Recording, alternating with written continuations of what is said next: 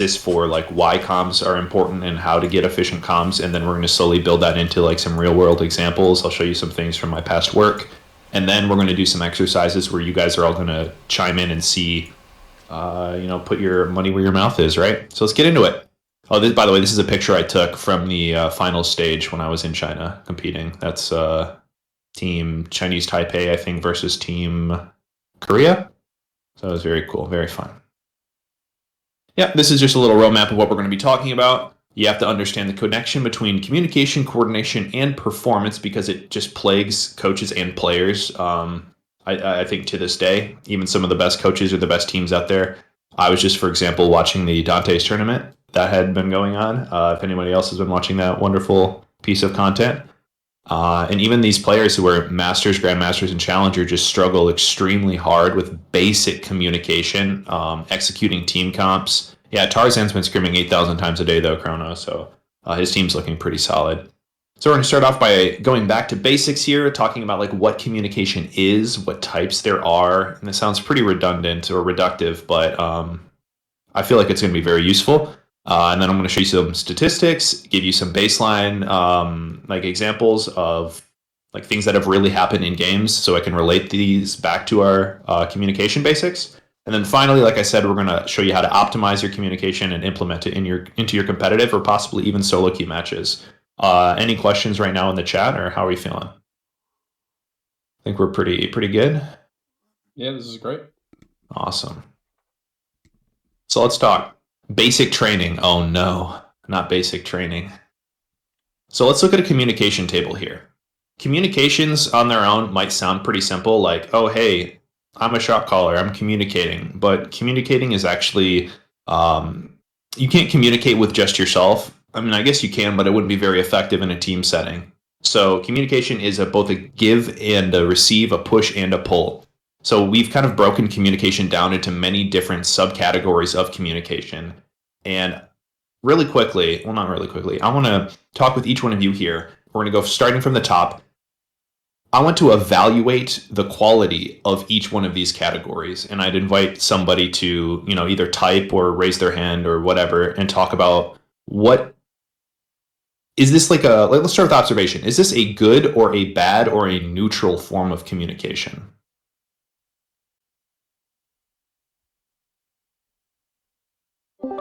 Akira. Oh, 1 second. I should be really quiet right now. Sorry. Oh. I'm very quiet right now. Did that invite not work? Oh, he's here. What's up, Akira? You wanted to speak? Hello? Yeah. Okay. I was fixing my mic settings. I would say that this category is like decent. It's pretty good, but I don't know if it's like the ideal. Mostly because it seems like observations seem kind of perception based. Okay. Yeah, so maybe our senses are deceiving us. Potentially, or our current level of understanding of the game isn't allowing us to give like real observations. Yeah. They're not inherently bad or good, would you say? Yeah, I would say so. That sounds about right. Yeah, I could observe that the jungler's playing Trundle, but just because I say it out loud doesn't mean that that's like a good thing to calm in the game a lot. Right. Sure. Okay. So, all right, this is fine. And I do want to say that these are just parts of communication that we use. It's not necessarily like we have to only calm in this one form or we have to avoid this one at all costs. It's just recognizing the strengths and weaknesses of each one, and maybe some forms have more strengths and more weaknesses than others. All right, how about suggestions? What if I said to you, their jungler always overextends. We should try ganking him. Is this like a positive, negative, neutral? Yeah. Okay, neutral, positive. I would say it's positive. Almost all the time it's positive, but just because something is positive doesn't mean it's always good all the time. I would just say that it tends towards a positive leaning. You are proactively coming up with an idea and suggesting it to the rest of your team. This is like a novel concept. You're not just regurgitating information. You're not just observing something. Not that either one of these is inherently bad, but you're giving something, you're adding to the conversation. Now, how about we get a little trickier here? How's a command here?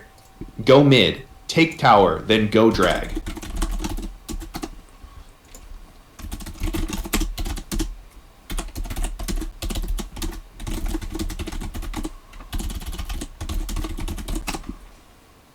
I like that. The suggestion is 8 out of 10 positive, has a slower tempo than other categories. I like that. We're going to get into more of that later. Yep. 9 out of 10 removes team agency. Why not 10 out of 10? And maybe you're going to raise your hand for this, but maybe you can, or, honestly, dude, would it be easier just everybody was just on the stage and I just like call on you to talk or something so I don't have to approve it? I don't know. I can, yeah, because I have like access to interstage, but I think it's a staff thing. Got it. So I would say I can give roles here. I can allow people. Oh. Okay. I can allow them to join. Let me just change that real quick. So whoever wants to hop up can. Nice. Please don't abuse it, but like, yeah. Yeah. Add. Okay, so we'll give add members or roles. We'll do SG members, coaches. We'll do. Why is Genesis? Okay. Akira, why would you say it's a 9 out of 10 instead of a 10 out of 10? So I think it depends on like who is the speaker and what's like the team condition. So if like a coach or the natural shot caller is already saying those things, great. If it falls in line with the plan that was already dictated, great. If it's a person that has very little experience, has not been paying attention to observations, it could totally throw everything off. But that's like a worst case scenario. Okay, sure. That's adding a lot of context, I think, and context is important.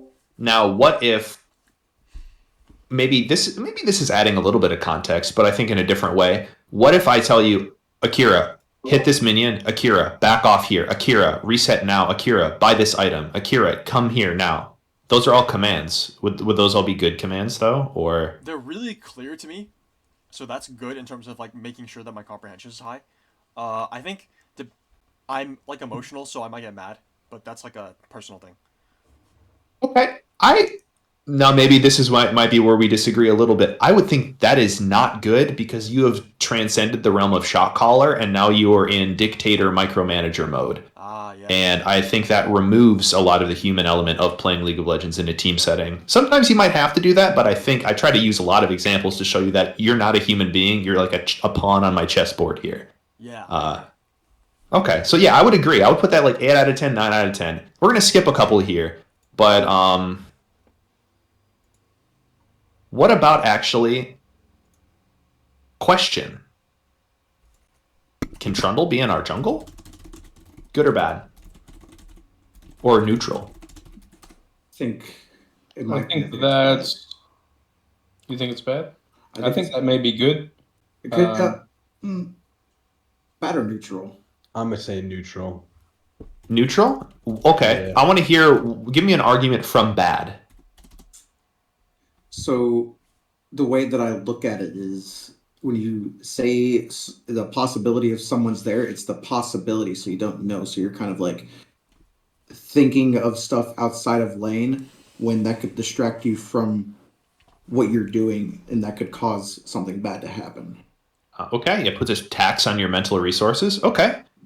Does anyone have an argument for why it could potentially be good? Yeah. So questions, in my opinion, is like, hey, jungler asking bot lane sums. Does bot lane have sums? Does mid have sums? Has anybody seen the jungler? Is anybody tracking jungle? So it's information that can be input to allow your lane or your position to make calls or decisions that would otherwise not happen without that information. Sure, exactly. And does anyone from the neutral party want to add anything here, or were you thinking maybe a combination of both of those?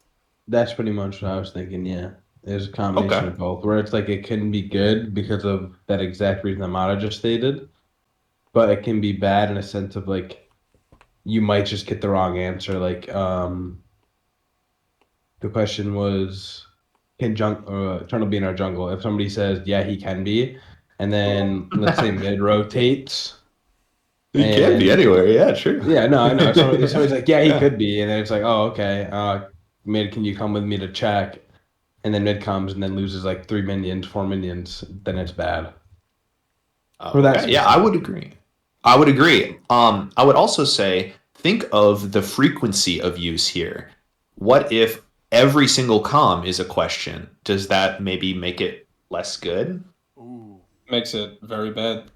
Yeah, it means that we're lacking in something else here. So this is another thing I want us to think about. Sometimes, asking questions isn't bad inherently, but if all we're doing is asking questions, then that can be an indicator that we're not observing enough or we're not suggesting enough. Now, finally, well, not finally, here, actually, let's talk about disagreements, because this is maybe a contentious topic here. What do we think about disagreements? I think those are neutral. I love disagreements. I think Okay, they're neutral. disagreements- But they can be good or bad. Disagreements in the context of in-game communication. Yeah, like if it's quick and very Yeah. Okay. clear, then I think it can stop people from making some very very very terrible plays. But I see the Okay. negatives, so maybe I'm like neutral, hard neutral. I would say, yeah, okay, I would agree. I think people, like, when they disagree, they can kind of get bogged down in the weeds really heavily. And sometimes you can just, like, have a dissenting voice saying, no, guys, let's do this instead. So, like, you're disagreeing, but you're combining it with a suggestion instead of just halting all team progress in like one stop. So I think disagreement is also not something that's inherently negative. And now finally, sentiments or other. I kind of should group these together, and I just realized there's a spelling error. There's a dump play. Dumb play. Let's pretend it's a B. So, Dump truck. Yep. Anybody have a feeling about this? Sentiments or other forms of communication? I think it's neutral, in my opinion. Oh. yeah, I would I would agree with him on neutral. I would say they're good in the sense of we don't funnel on them, and it's a quick comm if comms are open and there's nothing else going on. Nice, good job. But dwelling on it and speaking for 5 minutes about how that was an amazing play top is definitely detrimental. Oh, yes, sir. I love this, dude. Too many people. I see too many people LARPing, dude. Like, oh, did you see that sick out play I had on this guy? Oh my god, dude. No, we have to watch this in VOD review, dude. Look at this. Shut up, dude. Just say good job or awesome, and then move on. If we just harp on it too much, it becomes a bad com. Habate, did you want to talk, or did you just want to join the conversation? Because I arrived late because of sport, but I really wanted to join this seminar. But like, well, here you are. So like, I'm sorry for being a bit late. I tried to come as quick as I can, but Sorry, dude. in my opinion, like like the sentiment and honor, I think most of the time that from what I witnessed when I did teams, it's kind of like the biggest flaw when starting. Like most of the time, it's maybe like 80% of the comms, it's like sentiments and honor. And there's some questions, some agree. Yep. Some suggestion. Yeah. Yeah. No, I 100% agree, which is, I think, exactly what Mata said as well. It's like, if all you do is jerk yourself off about how cool your play is, and that's 80% of your comms, then that's probably not a good use of your time. So I would actually encourage anybody to take a screenshot of this, because we're going to use this here in a couple of minutes to evaluate communications that happened in real games. So if anybody wants to just quickly take a screenshot, and if not, like, we'll tab back to it many times, and that'll surely be not annoying for me. So, But also, okay. like, just to be sure, it's like all of them is good, but like it has to be balanced, right? Like there's not one that's, well, I'm gonna say like better than the others, but you can't. I would like, say so. Yeah. Okay. Yeah. We did talk about it before you hopped in. Like, if all you're doing, like, asking questions is not bad, but if all you're doing is asking questions, it means I you're kinda probably read that not part. observing. Yeah, okay. Then perfect. Yeah, then you already know this stuff. So let's talk about an example for a communication breakdown. So the context here, this is an early game fight, and it's a 2v2 initiated by the players calming below. This quickly turned into a 3v2, and the transcripts show that Trundle bot side, enemy jungle, was communicated too late, and the support CC ability was on cooldown when the initial engage happened. The player from our team, the team calming, died. All enemies lived. That's the context. And now this rest of the part just shows like the dip in communication lines up with the morale, the fallen morale or tempo after a misplay. And as we see, this early part of the graph are the comms from these timestamps. So we have a suggestion. If we have, like, I have W if we want to CC them, says like maybe the support Maokai here. And then the command, yeah, just walk up to him and hit him. Cool, we got a command, we got a suggestion. This is all good so far. Would we agree? Mhm. Okay. Yes. We have an observation. Careful, Trundle bot side. Trundle's bot side at 3:12 and 3:15. 4 seconds till W, 4 seconds till W. And then we got the classic, oh no. So on its own, we don't really necessarily have anything terrible here. But we have an observation and an observation, but they're given too late without enough. Like, we know that we're going for this play bot lane 15 seconds before, or 10, 12 seconds before we calm Trundle his bot side. If we are playing the game correctly, and our jungle is calming, hey, Trundle is bot side, I think a competent jungle and competitive will know that their jungler is bot side due to like jungle tracking or like any other sort of like team knowledge in the game. So this is why vision where they started, like previous I guess like instances in the game where like you saw him like mid lane and then like he clearly walked bot lane. So just wanted to show like an example of why things in the game cannot be evaluated just solely on the category of communication. You kind of got to look how they line up with like real world events. That's just one example. Let's move on to the next one.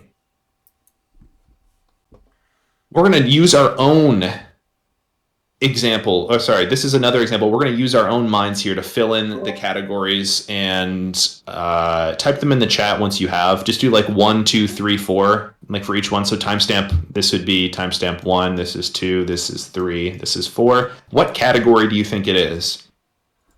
Oh, Bach, I have a question about the previous slide. Yeah. So in my head, it's possible that the first one is actually intention and not suggestion. That was my thought process. Because he's implying that it's possible for him to set something up, but he's not saying that we should CC him. Or that's, like, it's implied, but it seems to be more of, like, a posturing of his intention into a suggestion. Sure. Yeah. No, I definitely agree. This is a suggestion / an intention. Cool. And depending on the intonation, it could even be a question. Like, I have CC if we want to CC him. Right. Because there's an if in there. Yeah. Okay, cool. Cool. But yeah, let's go back here. Anyone have any answers that they want to give for this? Oh, that's a disgusting 3. Dude, I'm left-handed, but I use my mouse with the right hand, so my handwriting with the mouse is just absolutely dog shit. Forgive me. Well, you can stay talking, Hepate, by the way. You don't have to leave. Sorry. So yeah, I can try to feel like it's. I'm pretty sure I have some part. Yeah. I threw mine in chat. So the first one is. It's kind of for sure it's an observation. Yep. And then. The next one, it's like. No, I was like in between like a agree and like a comment, but I'm pretty sure it's more like it's a comment because like it's just like it's pretty much like a statement. Damn.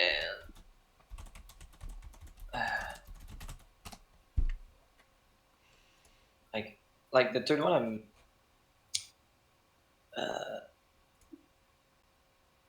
It's like I was gonna say it's a reaction, but it's not the category. But like, I guess it's not like it's a comment. I'm on my way to pick him. Do you think that is that a command? Yeah.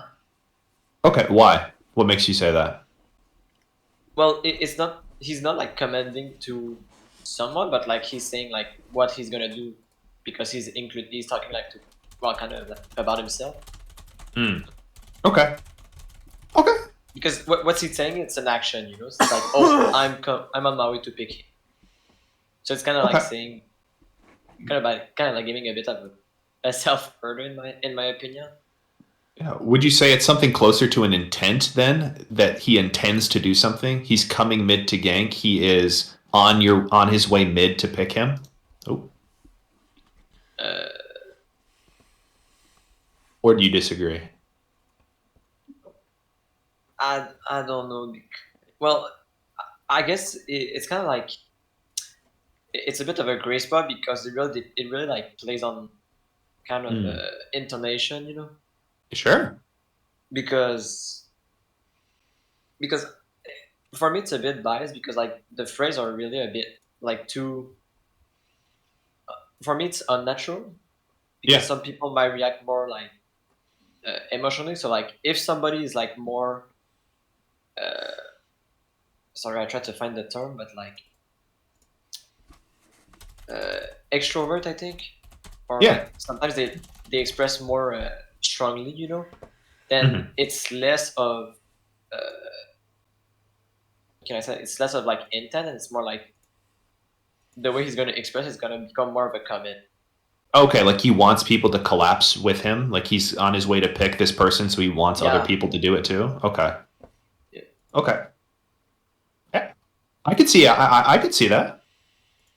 Now, I would say the only problem here, and I'm not saying that you are wrong, Hapate, or no, nor am I saying that Akira or Gumi or Kingly are wrong. But where you see a lot of problems in teams is Hapate. You might have a perfectly valid understanding of I'm on my way to pick him and what that means for you. But then I have three people right here who see this as an intent of something you intend to do by yourself. And this is where teams struggle because people are talking past each other. They both might be correct, but they don't understand what the other person is really trying to say with their comms. So once again, just something to be aware of. It's more of a team dynamic and team understanding, team Yeah, synergy. it doesn't really matter if it's a command or an intent as long as just everyone is on the same page Yeah. of what it. Yeah, cool. And then the last one, it's Yeah. a disagreement. Yes.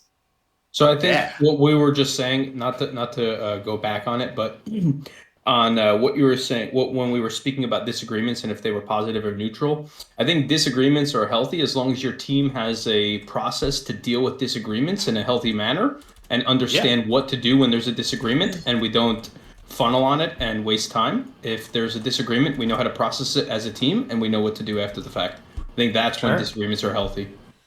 Would you say? I would also say there's a fundamental difference between disagreeing with a suggestion and disagreeing with a command. Agree. Yeah, I agree with that. Yeah. I'm not And saying that's- like you can't disagree with commands. I'm just saying usually commands are coming down from the shot caller, and if you're disagreeing with the command from the shot caller, that might be a little, a little Sucks. problematic. Yeah. Yeah. And that's where it goes back to your team dynamic. And I feel like our team in particular, we have one shot caller when it comes to plays and like in fight shot calling, and then we have a macro shot caller. So we don't have one sole caller who everybody huddles behind.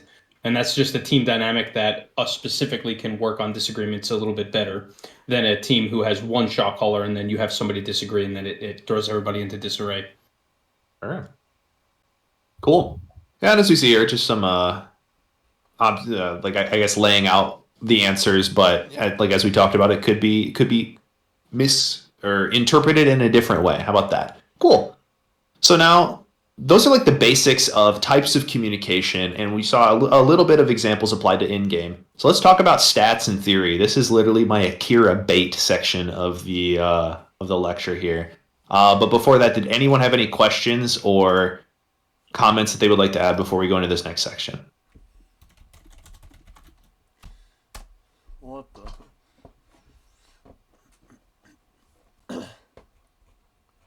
Okay, let's talk.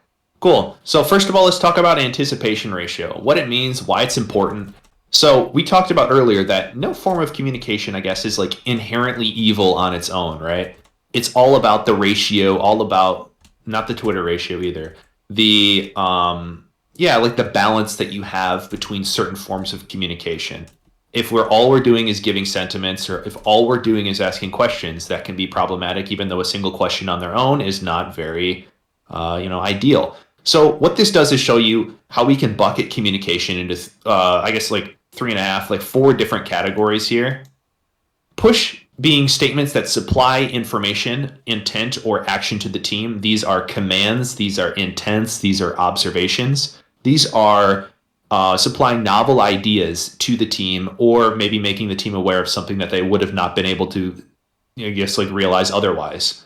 Pull, statements that disagree or request information. This is literally disagreements or asking questions.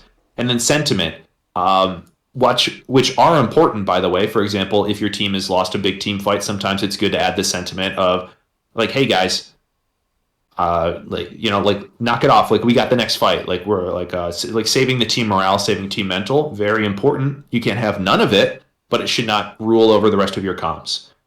So what can be derived? We predominantly want push communication because it indicates team members are aware of what information needs to be shared. For example, even if you have one shot caller on your team, this doesn't mean that the shot caller is like a puppet master manhandling 5 people. It means that the shot caller is being continuously fed. That's way too many lines there, or one too many lines there. The shot caller is continuously being fed a flow of information by the rest of the people on their team. An observation from top lane, intent from mid lane, observation from bot lane, and now the shot caller then makes the command to the rest of the team about what the next play is going to be. That, in my opinion, should be one of the ideal forms of communicating in a team setting. It's not just the shot caller is dictator Lord Almighty who just rules over everyone with an iron fist. Maybe someone disagrees with that, though. But so let's look. This is an example, anticipation ratio taken from the comms of a game in like a tournament league we ran. And pretty easy to do. I mean, I don't know. I see math. For the record, guys, I took a degree in college that specifically did not have me take any math classes. So whenever I see anything with a percentage or a parentheses, I get some sort of like, I don't know. I start losing it. PTSD. Yeah. But yeah, really easy. So this is just this P right here. This is the push. Sorry. Duh. This is the pull. This is the sentiment, and this is the other. Duh.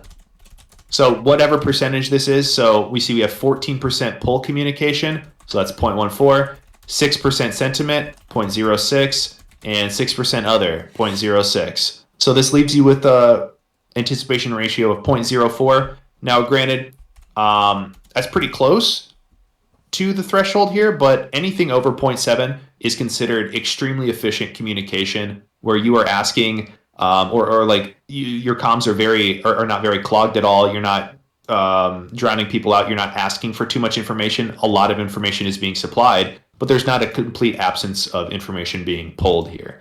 So you're asking, well, Bach, like, this is great and all, but how do I figure any of this out? And this was a pain in the ass the first time we figured out how to do this, but we found out like a really annoying workaround, which was to code a Discord bot to separate audio voice tracks, and then we had like an AI, or it wasn't an AI, it was like Fredbot on Discord that would listen to the comms and then bucket them into the push or pull or sentiment or other category automatically, and then they would give us the numbers based on total like words per minute for the game. And that was annoying. But a way that you can do this as a coach is if you're ever playing a game, and I would choose a problematic game, like maybe a game where you guys felt like you had a winning draft, you had an idea of how to play the game, and then you just took a couple of bad fights and then lost. What I would do is record the audio for all your games, or like record your games no matter what. Keep like a VOD on file. You might have to have like a larger hard drive for this. But then for this specific game, you should go back and bucket the comms yourself. It's actually not as difficult as you might think.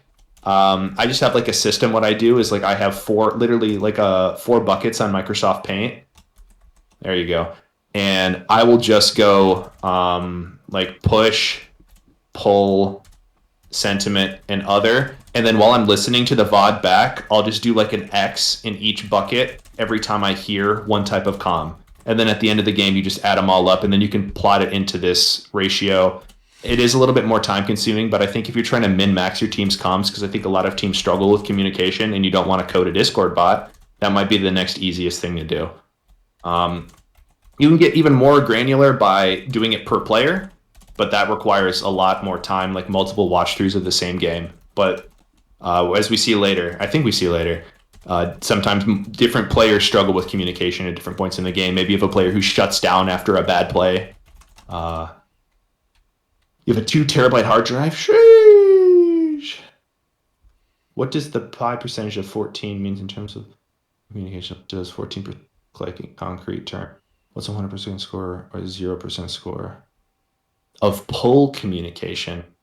What's a 100% score? I actually don't know. I want to be 100% honest with you. I don't know if there is a like. This is 100%, like 100 out of 100 pull communication. You ask the precise amount of questions. I think this is where, in combination, you take this and then you compare it with the actual in-game data to determine, well, hey, look, our anticipation ratio said that we're doing good. We're at like, what, 0.74? That seems good, but we still lost the game and we still had trouble tracking the jungler. So obviously we need to ask more questions, or maybe we need to push more information on jungle tracking. This is why I think out-of-game stuff like this is not sufficient on its own. It's just a good benchmark to track whether or not your communication is on the right path, or if you need to actually improve it. Oh, what's the methodology to understand the ideal levels of pull per game? Well, I think you would have to like literally plug it into this formula. So like, for example, if this is like 20 instead of 14, well, this number would be 0.2, and now all of a sudden your AR would be less. Oh my god, would it be 0.68? That sound right?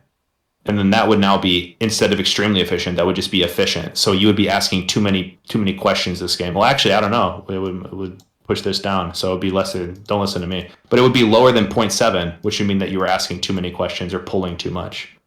Oh. So, well, how do you define excellent? Yeah. Maybe I'm not understanding what your question here is, Akira. Okay. So, like, I'm not sure. So, like, to start from like the very beginning and then like work through it. I'm not entirely sure what it means to, or like I'm not. Yeah. Okay. I'm not entirely sure what it means. Like when you say 14% is the score for the pull communication or 58% for the push communication. Because I totaled those up because that doesn't add to 100%. The 58, 14, 6, and 6, right? So I was like kind of like figuring out like what is it being measured against? Like if you were to say like it's 14% out of 100, what does 100 look like? Or like that I'm like, where do these numbers come to place and what are they being compared to? Oh, yeah, then that literally just might be a problem in our algorithm. And I could just be an idiot who didn't realize that these numbers didn't add up to 100. Yeah. How true is that, dude? Dude. That's why we have these seminars, because everybody learns. Because that's dude. 84%, right? I'm pretty sure that's 84%, not 100. This made it through like 3 different rounds of QA testing at a professional org. So what? That's fucking hilarious, Can I get dude. hired now? Can you hire me? Yeah, dude, I wish. Pretty much.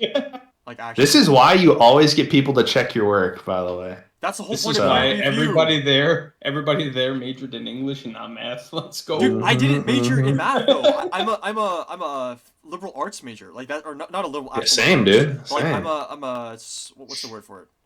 Social sciences. Yeah.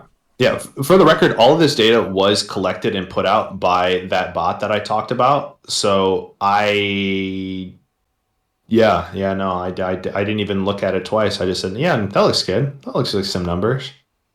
All right. Good to know. It's good to know. Yeah. So yeah, it should add up to 100%. That should be the whole point, you know?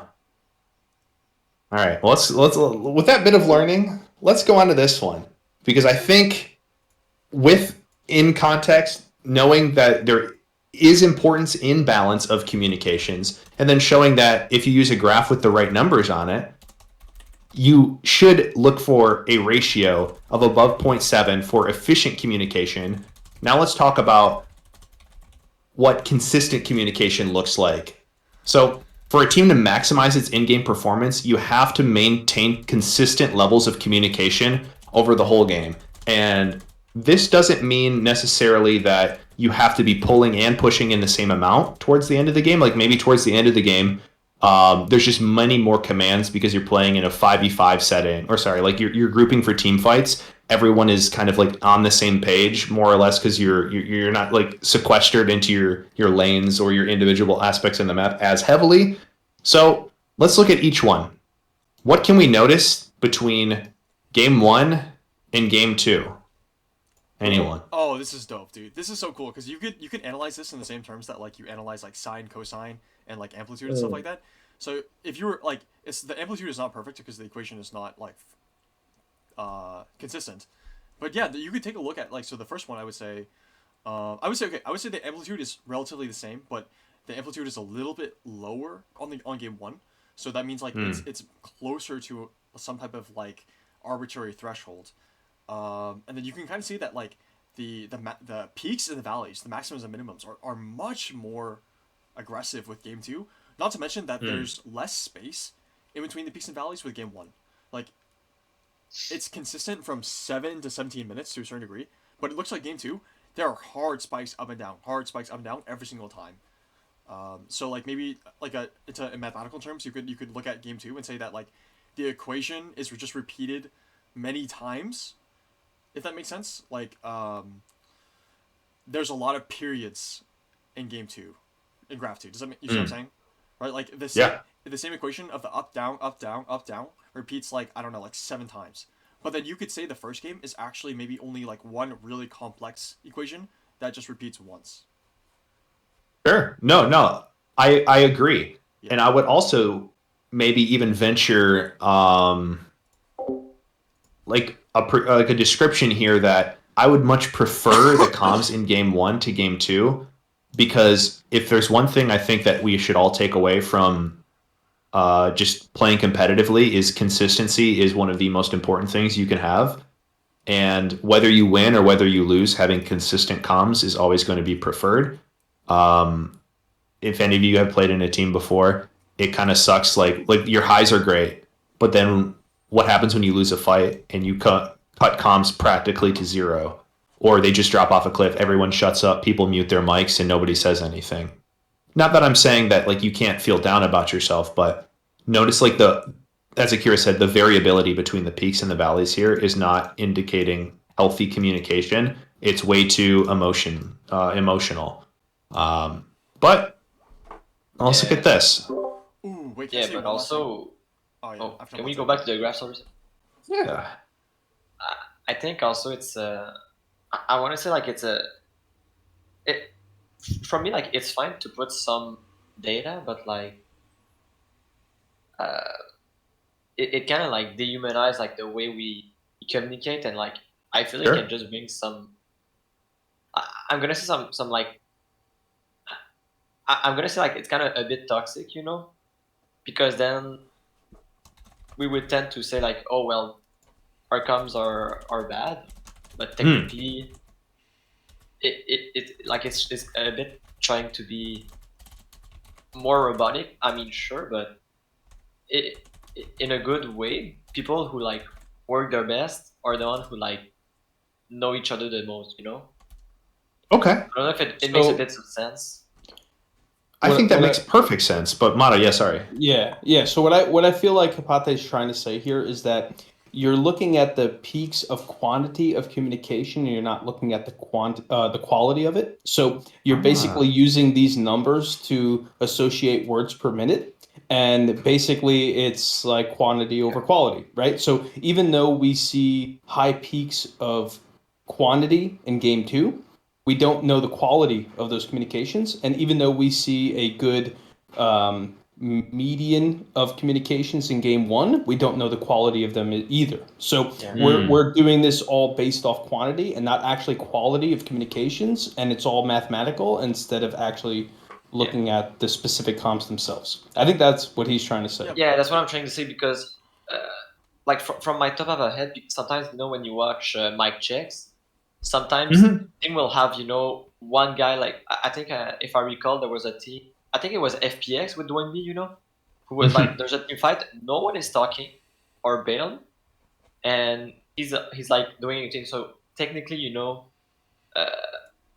let's say we take in info like team fight, the spike wouldn't be that good, but you have some other teams who are like, it's almost gonna be like alternating every time and sometimes overlapping. Then you're gonna have big spikes. But does that mean that one is better than the other? Well, okay, I think you guys are demonizing the data process without like realizing you can just make a small adjustment and the entire thing is fine. Just measure that process. What was it called? What was it? That formula was it? Not PR. Anticipation ratio. Yeah, it was anticipation ratio. Like what? You could literally just graph the anticipation ratio every minute, averaged over 1 minute, and then graph that, and that would like solve the quantity issue. I think to criticize the process of data without just changing the variables is a wrong path to go down. I don't think it was necessarily criticism. I think it was just a question or just shedding our opinion based on what these graphs look like. So if we get more information that I'm about to use the word demonize. that's why I stepped in, because I think I was just trying to help him with what he was trying to say here. Okay. Yeah, don't forget extra Frenchy, Yeah, he's French Canadian. You have to forgive him. Yeah. Like 2 strikes. What's up? Somebody wanted to add something very wet? Yeah. I wanna add something. So the way I see Graph 1 is like build up to the fight. So like they're talking about what they can and what they're observing before the fight. And then like the fight pops off, fight ends. Okay, what are we doing next? Now they know what they're doing next, and then it dips off again. And then, so like, if we go to like, see this, like the second valley in the top. You can use the time in the minutes here, by the way. Perfect. Yeah. I don't know why. So 4. So like 4, like time ends. So then it's like, okay, we just got Drake. Everyone recalls. Like top go top, bottom go mid, mid go bottom.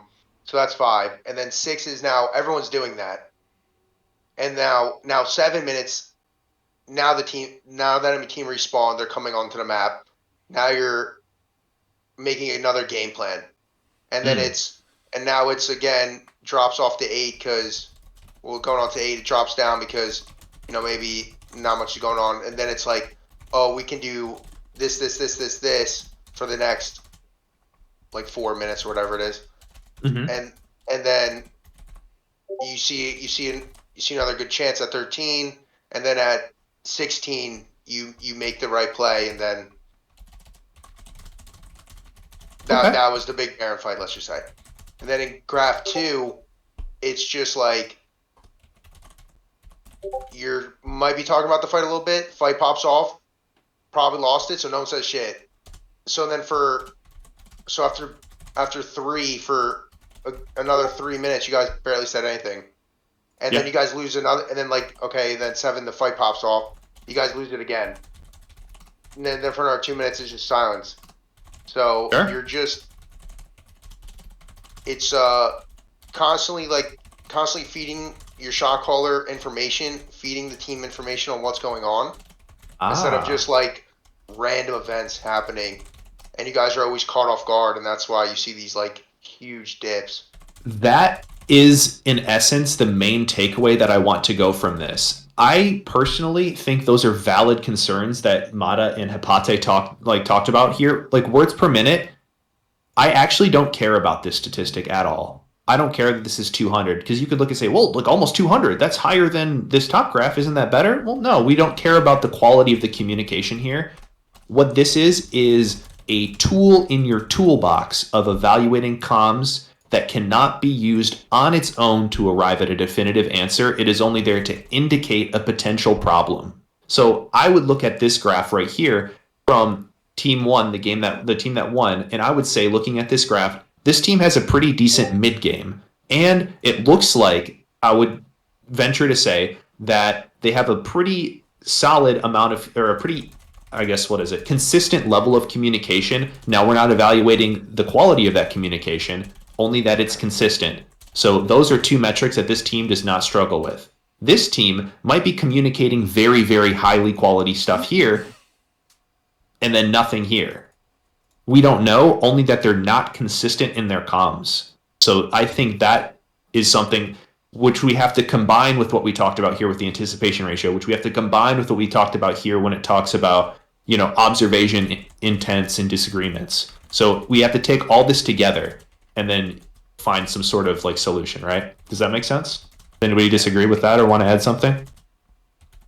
So like, from what I understand, just to be sure, like the kind of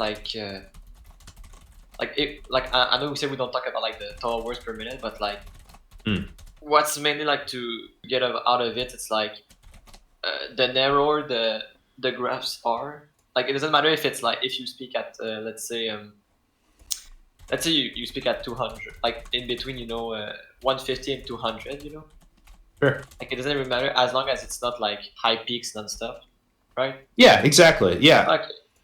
Yeah. It's just indicating consistency. That's all this is about. Cool. Because you have to look at the in-game comms. You can't just look at this and be like, oh yeah, everything's fine. So it's basically then taking overall communication, words per minute, and consistency of communication, and then mirroring that with the forms of communication that were used, and making sure the forms that were used are what we talked about here with observation, suggestion, command, intent, all that stuff. And then making sure that the words per minute aren't all questions, suggestions, disagreements, and other. Exactly. Okay. Yeah, you have your maxims, your concepts here, then you have like a formula for them here, and then you have consistency here, and then you have applied here, and then you just combine all this together to get an idea of like what holistic communication looks like. Very complex. Kira, well, that's communication's fucking complex, dude. Yep. Yep. Yeah, I really. That's great though. I like this a lot. This is amazing. Because I think what you can do here is a lot of interesting things. I think you can take the same foundation of this graph, but then just change the XY variables a little bit for the same game, Sure. and then compare and contrast. So like my thought process, I kind of like threw this in comments, but you can look at this game. If you played enough games, or if you have gathered this data across enough teams, then you could change the y-axis of the average of all the games as the timeline that fits your game in particular. And then you look at the difference between the average communication of the same timeline versus the communication of the game that you just had with the same timelines. And then you can look at disparities and say like, okay, you guys are talking more before Baron compared to the average amount of times you guys have talked before Baron before, and that's good. Yep. Like, I like exactly. that a lot. Yeah. And it's like Oh, we did that. Yeah, we fucking did yeah. that, That's dude. so cool because then you can have a heat map of the averages with the standard distribution Yep. of the communication across across all the other games. It's so cool. And Yeah. then you can change. And then you can look like it. Huh? Guys, we lose every Baron fight, and then you look and you say, well, look, before every Baron, we have this, no one's calming in this slot, like consistency, or everyone's asking questions here. Yeah, exactly. But then there's that one game where the communication is way higher, and so it's like it's like a very pale red, because it's the only instance of its data. But then that game you guys won, so that's sick. And then you can change the y-axis all the time. Like if you want to change the total words per minute to any other metric of communication, you totally can. You can individualize the each part so that you have like a score for each of the different factors, and then you guys can wait. You have so many opportunities to do stuff here. Yeah, dude, data science is crazy. And that's why I'm not a data scientist. By the way, we're like a third of the way through this, and it's been like 45 minutes, guys. So that's might be good. amazing. That's a great thing. Everybody's here to stay. One last tiny thing. I think it's weird that the winning team doesn't talk at all at the end, but that's contextual. Yeah, true. Yeah. Maybe they just like steamrolled the game and they kind of just got lazy towards the end or something. I don't know. Like, No, it's everybody because knew was what the hell Epate they was do. playing Orn top, so he was finally over with it because Akira still told him to shut up and play Orn. True. Akira is Okay. So maybe we can. Before we get into this next slide, do we want to do a little check and make sure everybody here is good with time? You guys all here to stay? Anybody need to leave? Give a little thumbs up if we're here to stay. We'll take our time. We don't need to rush through this. We good. Yeah. True. I think we're coming up on a break. I don't know Yeah. when. Everybody's Yeah, here here to in stay. Like- 4 slides. I'll take a break to get some water in 4 slides. Yeah. So. Yeah, it looks like everybody's here to stay. Yeah. Cool. All right. So to describe this, this is I guess it's kind of a heat map, as Akira said, but these are the singular comms of the AD carry player, and this is their team's communication graph. So we can see that the AD carry was a pretty consistent, like not calming more or not calming less than anyone else on their team. This upper line represents the person who was calming the most, and this bottom line represents the person who was calming the least. So pretty consistent in both games, not really dragging the team down in terms of communication. But what can we determine? Match 1, who won or lost, do you guys think, and why?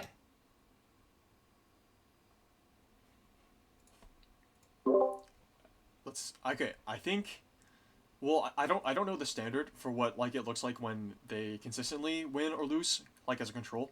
But it looks like the fact that AD carry's comms was like pretty relevant means, in my mind, that he was involved in a lot of parts of the game, and they kept him in the game. But yeah. I'm not entirely sure. Okay. I agree with match 1 AD carry or top AD carry. It just looks more consistent. Okay. Yeah. Which match had more consistent communications? This one, the peaks are lesser. Like there's less peaks, there's less valleys. Now, granted, there is some. Like, oh look, peak here, valley here, peak here. But if we compare it to match 2, boom, boom, boom. Looks like Jaws out here, dog. Like. So this is crazy. I'd like to play a devil's advocate in this situation about match 2. Play it out. So I look at match 2 as an ADC who is not very vocal in the first, 10, 15 minutes of the game. Sits bot, farms, does what he have to do to stay in the game. And then I look at him who has a great power spike and then starts calming a lot in team fights, has high peaks. Team fights end, no comms, gets into big team fights and has a lot of pull, a lot of push in these high peaks. And it has a lot of value to bring to his teams because we see the peaks here. His team also peaks very high. So we know they're calming a lot. Something important has to be happening in these high peaks that we see. So I see maybe the ADC kind of just got thrown in the side lane, farmed, did nothing, and then all of a sudden has value and is calming very highly in these team fights. So that's just my devil's advocate here for this second chart. Okay. And I could actually see a scenario where that does happen. Unfortunately, in this scenario, it didn't happen. But I think definitely, once again, you cannot just look at data and then think, oh, this has to happen. All this is showing is if you play 100 games with this style of communication, inconsistent, you are probably going to see less positive results than if you consistently calm at this level over the same course of games. If we're just looking at communication as the only variable here. Obviously, that's not the only variable, but that's the one we're talking about today. Cool. But yeah, no. Yeah, no, dude, stay thinking. Stay thinking.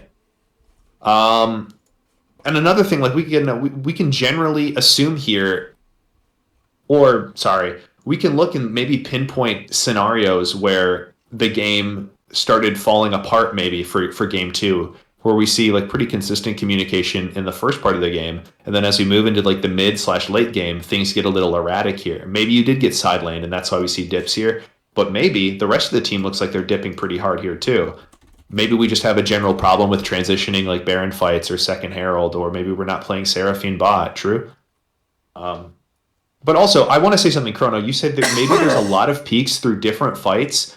I think this is a misconception that some people have, where a fight will result in an increase in communication, but the increase shouldn't be from here to here. It should be from here to here.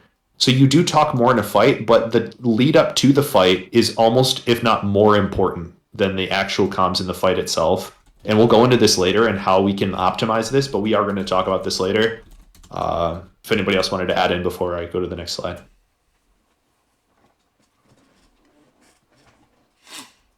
Yora into Ornn top, dude. Sounds like a match and a half.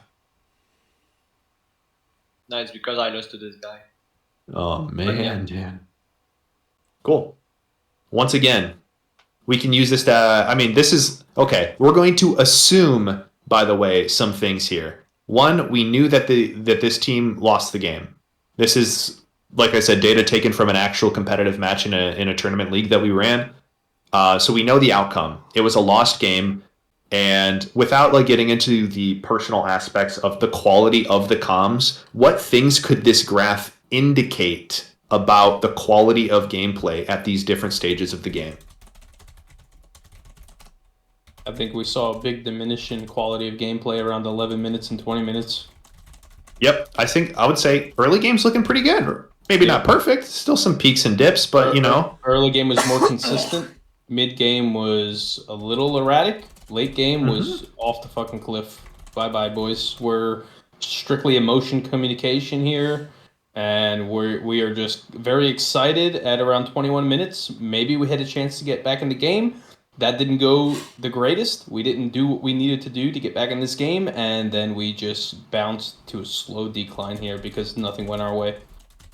Yeah, no, I would say like 20 minutes into the game, we're probably contesting a Baron here. There's like a big fight. We're all calming. We're all going crazy. And then we lose that fight and look at team morale. Boom, into the gutter. Nobody's saying anything. And then we don't lose the game. The game goes on for another 6-8 minutes or 6-7 minutes or so. So I would look at this as a coach and say, wow, we have a problem prepping for this. So I would start like here, right before the dip. And I would say, all right, we're going to focus on set plays and comms leading up to Baron, and then how to not hyper focus on like one lost play and then set up for the next play. Because this game didn't just, they took Baron, we lost the fight, and they ended. They took Baron and we just rolled over and died. So that would indicate to me as a coach what I needed to focus on the most. Because our early game looks pretty solid. Our mid game, you know, a little shaky, but not as heavily of a priority as this late game, in my opinion. They panic with plans. Yep. And they just roll over and die. Cool. Let's take a break. Oh, just kidding. Teehee. It's just like the answers here.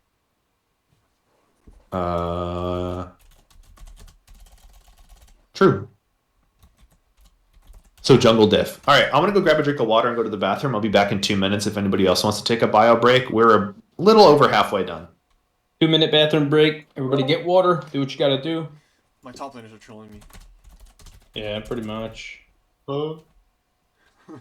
Now, I'm curious does this chat get saved after our seminar? I'm curious. Or is this only a live thing? I recorded Damn, the whole thing those with logs the are gonna chat in follow real me, time. yeah. I know you're recording it. That's great, but I'm just wondering from a server perspective, Oh, does this all get saved, I have or no do idea. we get some type of? I mean, we'll know when it's over with. This is our first time doing a actual stage channel, so this is pretty dope. Honestly. Yeah, just say it doesn't say so I can have the green light, you know?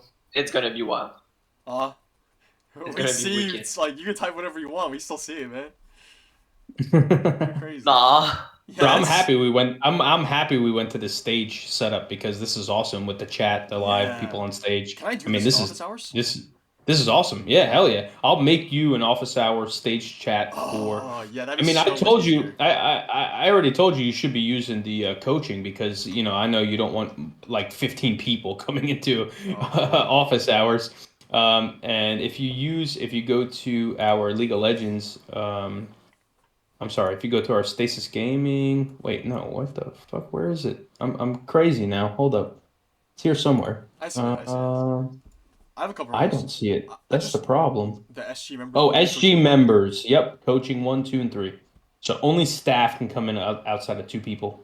So that'll kind of stop the clouded one-on-ones. No! I like the crowded one-on-one. Yeah, sometimes it's okay to have people like come in, and then sometimes I want Yeah, to yeah, come in, yeah. and then sometimes But the I like great- when people comment and don't comment. Yeah. But the great thing is they ask for permission, and then you drag them instead of them just showing up, and you're like, you can't be here. Please leave. True. Like the other day, you had to keep kicking people out.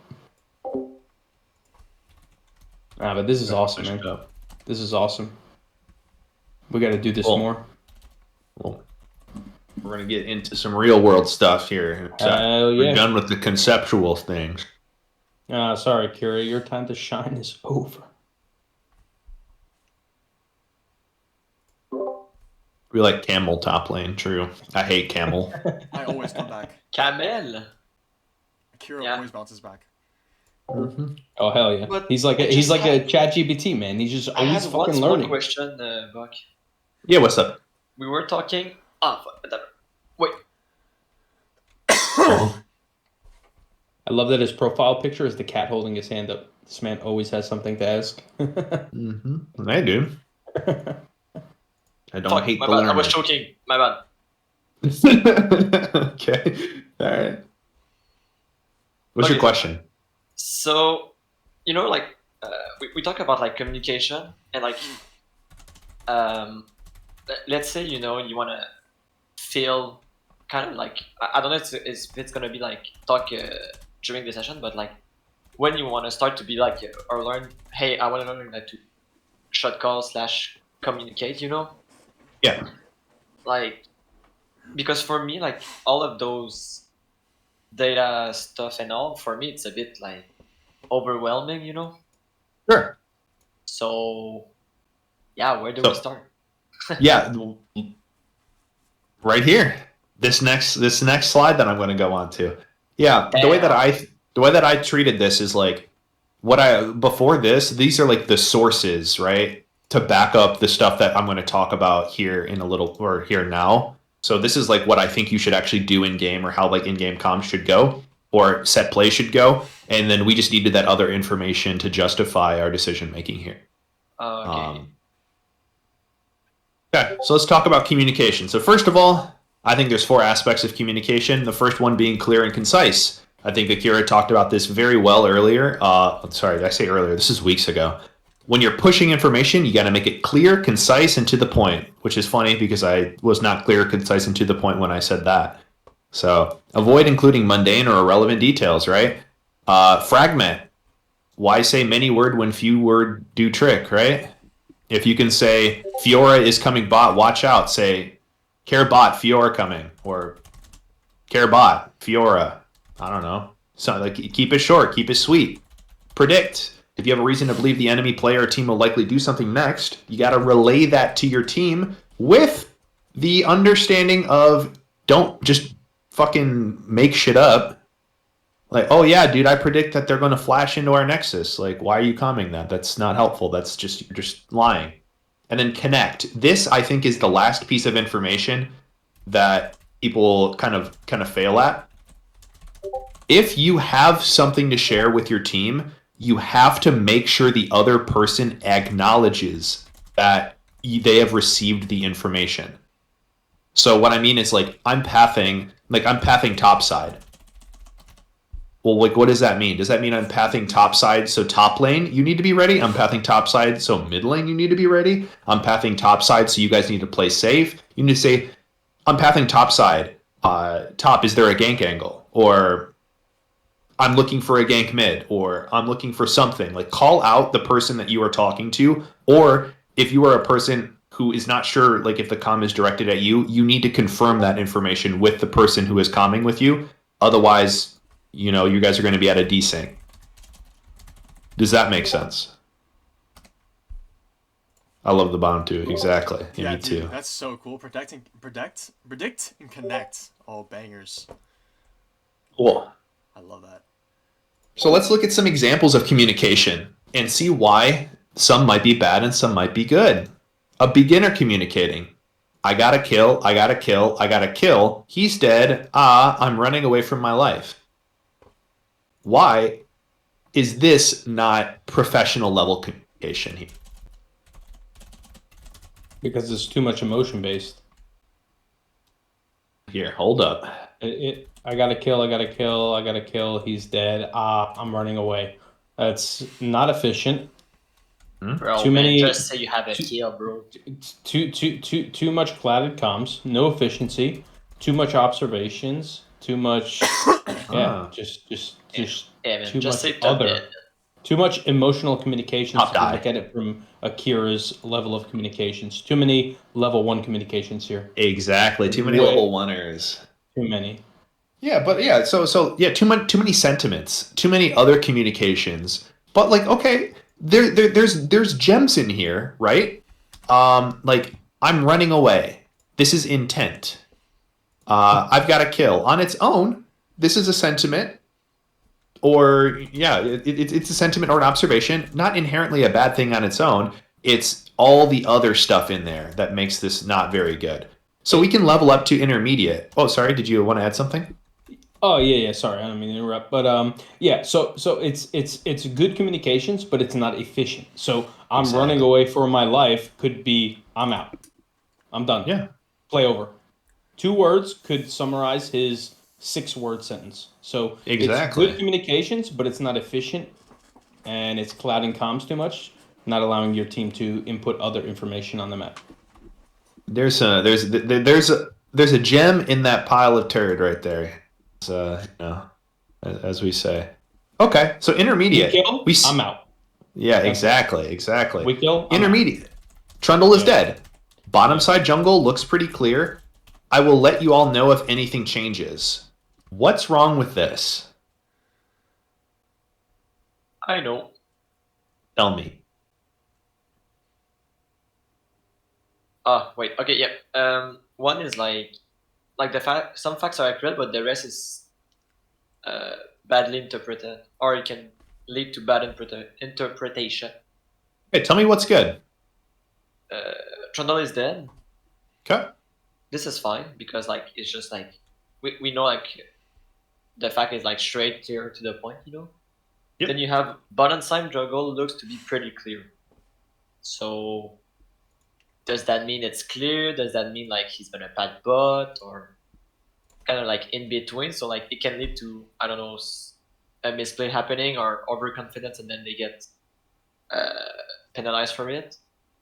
And then Clear it's- of what? Yeah, clear of wards, clear of jungle camps, clear of It's champions. It's too vague. It's too vague. It's not decisive. It's just too vague, and there's too much comms.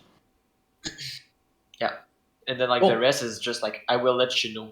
Okay, let you know Yeah. of what changes. Okay. So like well once again some gems here. Better than this one. Yeah. But still not good. Experienced. Trundle is dead. Bottom side jungle clear. Okay. As we talked about, still not perfect there. I can protect you to take bottom tower. Do you want to take bottom tower, Caitlyn? Well, first of all, let's point out what's good here again. Anyone else? I don't hate you, Hapate. Actually, no, sorry. I like you a lot, Hapate. I want to give someone else a chance to chime in. There you go. How about that? That's not Akira either, because Akira, you've been answering a lot too. Yeah, Mike. Of course, you go on the Frenchie, Lizard, man. Like one of the Genesis players who hasn't talked in a bit. Yeah. Walk me through what the good things are of this experience level of Now Come on, Lizard. there Lizard, you go. speak up. Lizard, Mike, or Gumi. Those I'll- are great. I'll call you Sorry, I'm out. really tired. No, I know you're tired, but you got this, bro. It's good because it's like you're being proactive. You're stating the things you know. You're looking to make a play, and you're just overall being an efficient player. There's obviously like, I guess repeating comms where you could have just took like you could have been more advanced instead of saying, "I can protect you bottom tower. Do you want to take bottom tower, Caitlyn?" You could have just said initially like, "Can we take bot tower?" Like adding two things in once, not saying I can protect you. Do you want to take tower? You can just say, "I'm with you. Do you want to take tower?" Or like, "I'm with you. Can we take?" Something like that. No, Yeah, you say, against I'm here, information. take the fucking turret. I'm Exactly. here, take turret. I feel like if you're trying to make an immediate play, a suggestion is maybe not ideal if time is of the essence. Now, this is where things get really granular. But if we talk about communications, right, we say that certain comms aren't bad, or sorry, different types of communication aren't bad, but other types of communication may be more valuable in certain instances. For example, if Trundle is dead, that means we have a limited amount of time until he is alive again. Although I wish this champion would stay dead forever. And if we want to take bottom tower, this is not something that we can discuss in like a tribunal style. We need to make the play now. A lot of teams struggle very hard where every single play is a suggestion or a question that leads to the other party having to think about it themselves and then give their input of agreeing or disagreeing here. So I think we can improve this by saying, I don't actually even think that this is a perfect example, by the way. I think we can get better here by saying like Trundle's dead, no wards bot side. Like let's take tower on this crash. Like boom, there you go. And then Caitlyn can say, no, reset here for drag, reset here. And then cool, there you go. The problem here is, do you want to take Caitlyn? Take tower, Caitlyn? Well, no. Like I almost have enough gold for my item. Like if I just did get this plate and reset, we can fight this dragon. And then no, like now we have like a whole discussion. We missed the opportunity to take. We overstay. Trundle responds, and we all die. We see this happen all the time. Maybe not that specific play, but that indecisiveness. So I like this professional one because it uses less words but accomplishes the same thing, but just goes to show that even professional players struggle with comms. Trundle dead. Bot jungle clear. Bot lane safe to push for tower. Caitlyn, we're singling out the AD carry as well. Like, we're connecting that information. I would have even said bot jungle, like, no wards bot side. Let's dive on this wave. Cool. That's even better forms of communication, but we can always improve. Did anyone else want to add anything on this before we go to the next slide?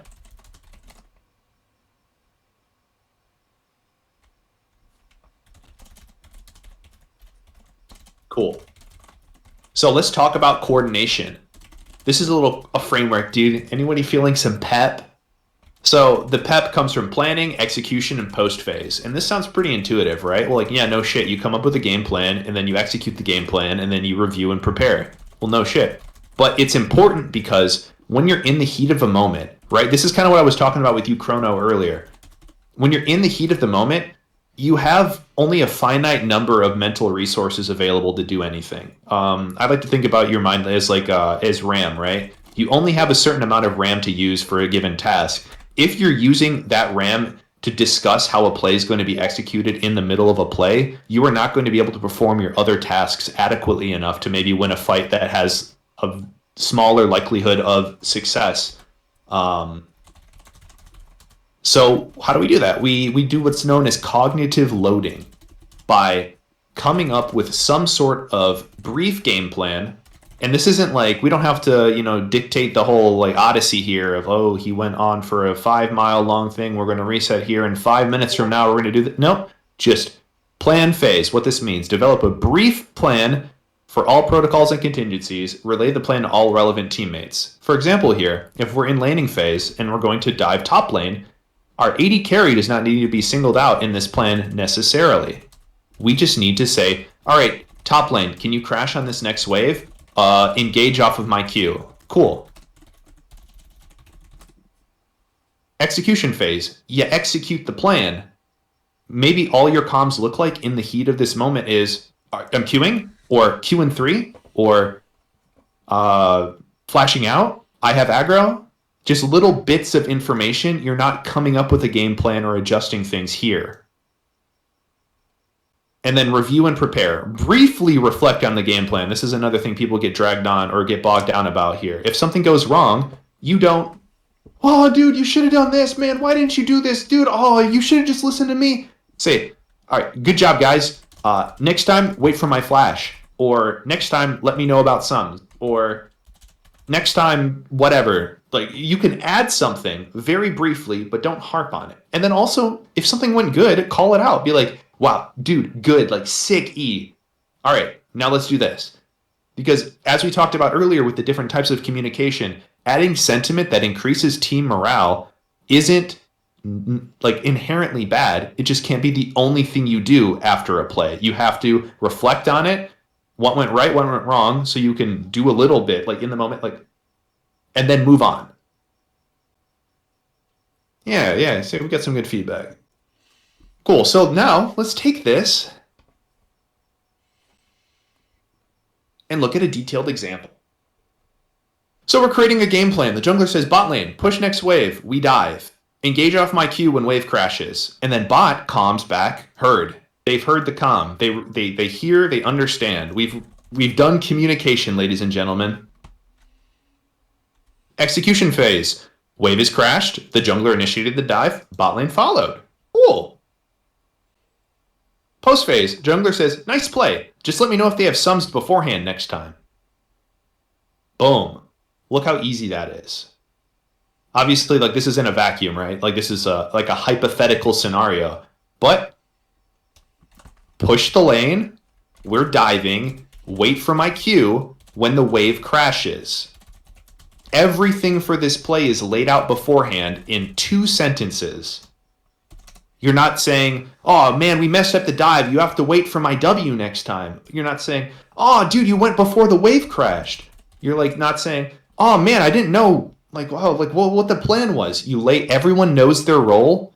Everyone knows what to do. Everyone knows what's coming next. And if for some reason we don't, we can literally just evaluate here after the play is over briefly And if it requires more than that, that's what coaching and VOD review is for. Twitch.tv/bot or Metafy.gg/bot. True.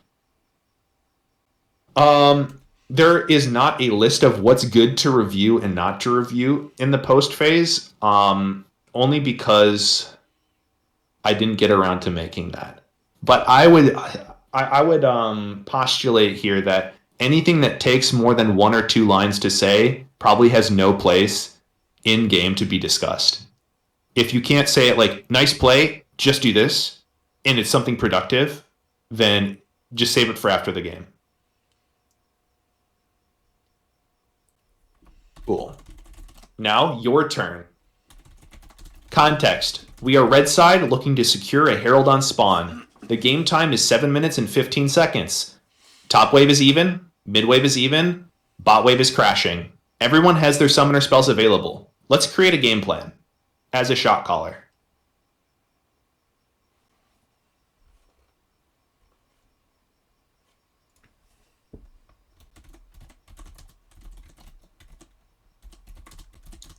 So bot wave is actively crashing right now, correct? That is what it says right here. Yep. Okay. So if I was a jungler, You are the Rek'Sai. I would say bot lane reset, right? You tell me. So bot lane reset. Okay. When? Right now? Or when the wave crashes, I would assume? As soon as let me rephrase. Sorry. Bot lane. As soon as wave crashes, come Herald. Or support, come Herald. Oh. Came Herald, true. Came Herald. What's up? I don't think Nico would have a problem crashing wave into Azir. Okay.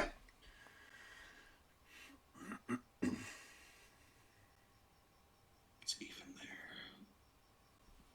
Bot recall at crash. Support come Herald. And Nico, what do you want Nico to do here? Mid crash wave.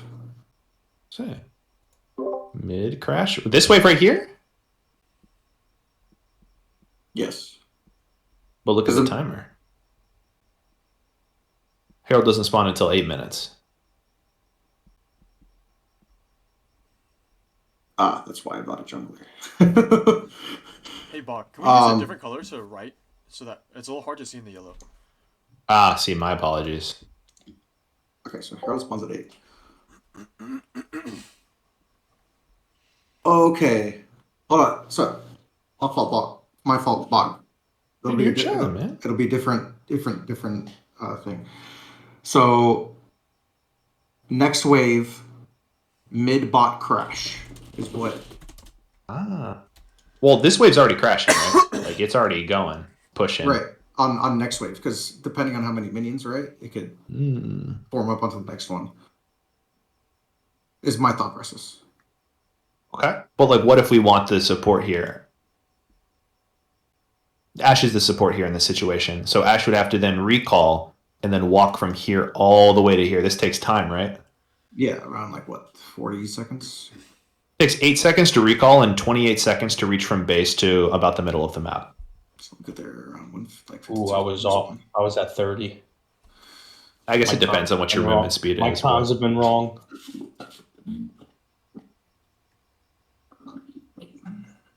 Okay. So, Gumi, I feel like I put a lot of stress on you right here, and I just want to let you know this is a zero stress, a zero expectation environment. You have right here the fixings of an excellent game plan. The only thing missing are the knowledge of the other waves and how this works here. For example, Ash has to reset here on this wave in order to recall and make it up to Herald to clear vision for the Rift Herald spawn at 8 minutes. But if Nico crashes on this wave, the wave's going to bounce back, and now Azir will have first move for this Rift Herald play if she crashes this early.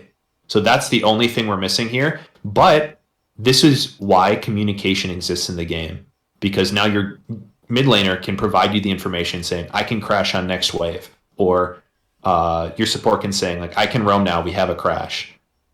Does any of that make sense or not make sense? No, it makes sense. Cool. So if we look at the fictitious example, here's my game plan. Bot, reset on crash. Support, grab control ward. Mid, push on 730 wave, and we'll take rift on spawn. Top, get ready to rotate. Cool. Now, execution phase. The play happens, red team secures Rift Herald, but Varus dies from Nautilus Hook. Okay. So afterwards, we say, all right, good rotations, team. Varus, ward close red sign, close brush on red side next time you push so you can farm under towers safely, right? Because what happens here is Ashe can rotate to the play, but then the wave will crash and bounce, and now Varus has to catch waves underneath his tower. Great way for Hook players to abuse Herald rotations is to make aggressive plays bot lane. All Nautilus has to do is throw a hook from this brush, and now they blow up Varus at level 6 here with like Jinx Nautilus ults when Varus is solo here. Good way to do this is if we just realize, oh, okay, if we just drop a ward in this close brush, now they can, we divert, or we give up any chance of them tower diving us, or we can know, potentially, like drop a ward here before we reset too, before the wave crashes, or a ward here. This will stop Sejuani dive, and this will stop Nautilus aggression. But we're not saying like, do blah, blah, blah, blah, blah, blah, blah, dude, why can't you play safe? Why'd you overextend, etc., etc. We're just taking the success and then tweaking it slightly for next time so we take some sort of learning. Anything past that can be saved for VOD review.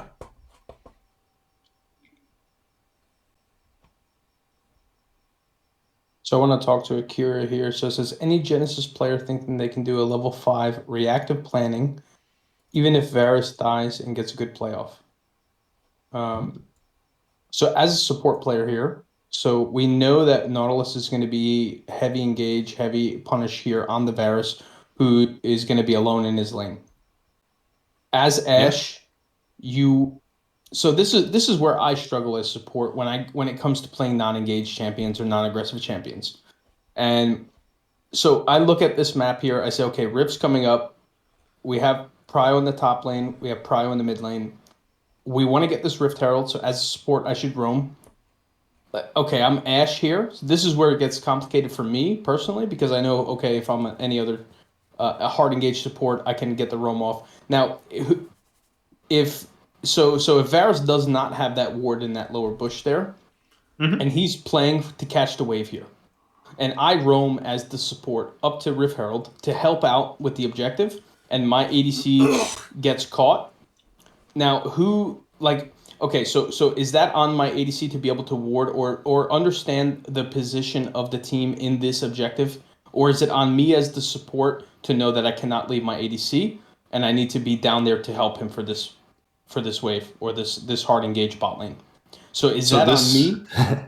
This is where VOD review and understanding like more in-depth parts of the game comes into handy right now. So the whole point of this team comp is we have an early aggressive ganking jungler, a mid that can get prio with good wave clear, and then double push ranged bot lane. This team comp is killing it in the early game wave control and objective plays. We should be getting every dragon and every Rift Herald. If we are not getting these objectives, we are going to get outscaled by the Jinx, by this Azir, because we will just have no way to access them through their front line later into the game. So knowing this as a Varus, your job here is not to be the main character if there's an objective play on the opposite side of the map. You have to realize that all you need to do is catch the wave and be as safe as possible because your team needs to get these early objectives to win the game.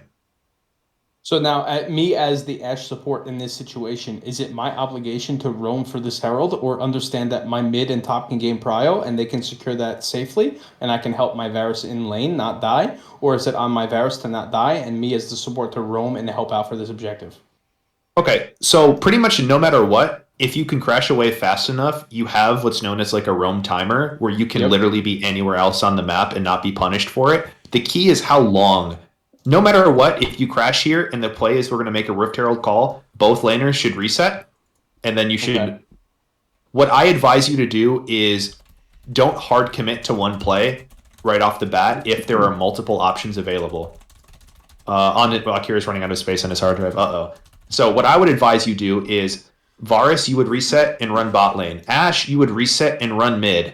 When you get to here, you will make a decision of or maybe even here, These are like your points of no return or your decision points. At either one of these points, for example, if you get to here and you realize, okay, they have this without me, you can easily just divert this back into bot lane.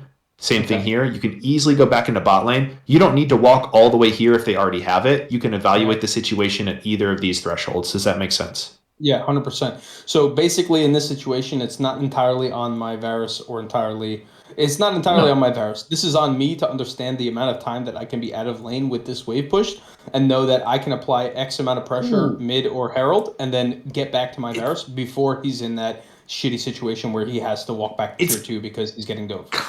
Isn't it kind of up to you and your team? Like, you can reset here because that's the call, and then you make it here and be like, do you guys still need me? And they'll be like, no, we're good. And then I walk. Okay. Or like Varus, like, do you, like, yeah. So basically, at the end of the day, it's on me as a support to understand my roam timer, how long I can be away, and then also understand how safely my Varus can play and not get dove. So it's also on me to understand here that, okay, I can only be away for 30 seconds here because wave's crashing. I have about 45 seconds. No? Okay. No, because Varus is not the main character in this game. If we get this Rift Herald, we snowball the hell out of this game. It could be a correct decision that Varus has to sack waves here in order to just not die. And that is also a correct play depending on, like maybe... It depends on enemy team rotation. So yeah, I reset here on a roam timer. I walk towards Herald. And then all of a sudden we see Renekton, Zir, Sejuani, and Nautilus show up at Rift. Well, then obviously me being at Rift is more important than my Varus in the 1v1 against the Jinx. Yep. So that's where I need to be. Yep. Okay. It's the good of the team, the good of the win condition over your AD carry wanting to get a couple minions. And then we see, and then on the other hand, we see the 3v3. We see, okay, Nautilus, instead of walking Herald, walk bot. Now they're pressuring my ADC. I know that my team can win the 3v3, so I'm not needed here. I throw some vision out top side with my Hawk shot, and then I walk back and help my Varus. Yep. Okay. Yep. Exactly. Yeah. There are many options available here. You don't have to be solely responsible for the knowing everything in the game. You just have to be responsible for communicating with your team. And this is where Varus also has the responsibility to ask. Get back here. Yeah. I need you. Exactly. Or you guys tell him, hey, dude, you have to give this wave, like, ward here or something, like ward brush or ward here in case they dive you. Maybe sack the wave. Doesn't matter. Because now we're going to stomp this guy. We're going to tower dive this guy with, God damn it. That's what I was going to say. Okay. Yeah. That's why I'm just I was going to say, worst case scenario, even if Varus dies there and you have Ashe, you just dive Renekton because what does he do against the Jax Rek'Sai in the first place? Okay. Yep. And Nico gets pushed really easily in this example too. All right. Well, we spent a lot of time on this example. I kind of wanted this to be the easy example, but this. All right. Let's step it up a notch. Okay. Here's a game plan. Context. We are red side. This is third dragon. Each team has